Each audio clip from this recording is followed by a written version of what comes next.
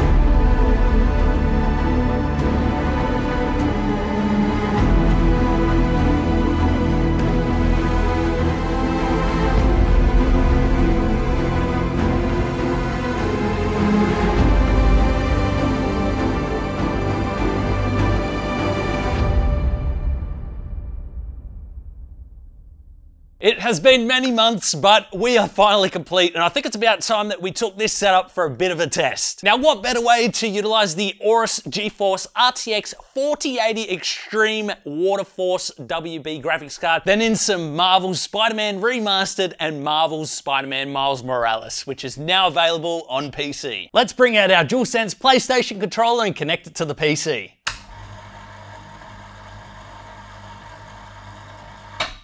Thanks, Spider-Man. So I'm gonna connect this to the PC wirelessly, and to do that, just hold both buttons until it starts blinking. So on PC, all you have to do is type in Bluetooth and then click it and make sure Bluetooth is enabled. Click Add Bluetooth or other device. Click the Bluetooth section and select Wireless Controller to connect. In Steam, go to View, Big Picture Mode, Settings, Controller Settings, and make sure the PlayStation configuration support is enabled. You can see that it detects the PlayStation 5 controller. You can also go into preferences and play around with the features such as the LED color. Or you can connect it via USB. Oh nice, there's even a built-in speaker and microphone. Swinging through the city, 4K max settings, check out that FPS up the top. We are getting around 100 to 110 FPS, which is pretty amazing for max settings 4K. But I want to see how ray tracing and DLSS looks and how the performance changes, so let's go ahead and enable that in game. Look at that FPS increase. We're getting around 125 to 135 FPS now.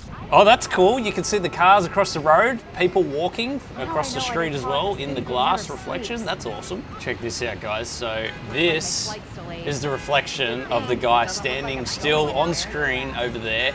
Then you can see the car, which is right next to him as well. That is awesome. Here we go, I found some water. So you can see the reflection of the building lights down in the water there. That looks really nice. You can see all of the skyscraper lights and everything from all the apartments. Looks really sick on all the water. Now, just to give you guys an idea, let me go ahead and see if I can turn ray tracing off and we'll see what it looks like. So there you have it, guys. You can't see any of the lighting or anything in these reflections. You can't see any of the office apartment windows or anything like that in all of this wet floor right here, whereas before you could see all of that. Well, the controller's haptic feedback is absolutely incredible. Every time I swing, every time I do a motion punch, I can feel the vibration in the controller, which makes me feel more immersed in the game. It's actually pretty cool.